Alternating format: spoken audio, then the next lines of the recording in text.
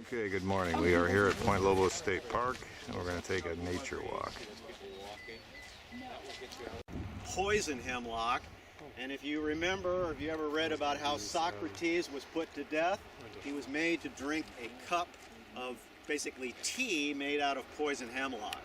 So that's another plant that you don't want to touch. You definitely don't want to eat. This is a plant where the Spanish were reminded of wolves of their native land by those creatures. They can hear them barking. Down there? No. Right there in the waves. Right there. There's an otter right below us, folks. Yep. I mean, he's right below us. That's as close as you'll ever see an otter to shore. If you come over where I am, I can point him out to you. Oh yeah, yeah. Go any further. I can reveal him. This is a terrific view of an otter. Way south down the Big Sur coast. It looks like it might be logs or something floating down there. There's some otters float in the seaweed in the kelp. That's called a harbor seal. Alright, the harbor seal. All this trichifolia here.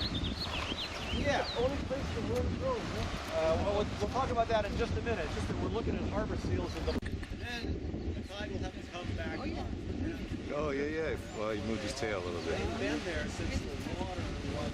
You know, when you were... It's going through it. The waves are backing off the brains go through there. What was that?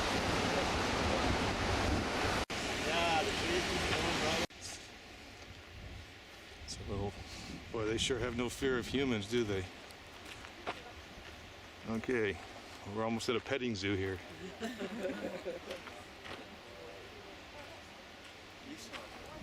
Last night too.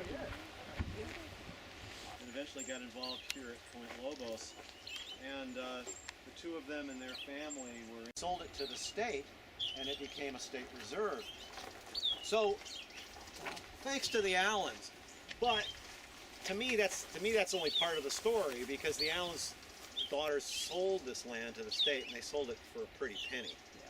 So, actually, to my mind, who we really owe the bulk of the credit to was the people who were joined together in a group that still exists, that you may have heard of, called Save the Redwoods League.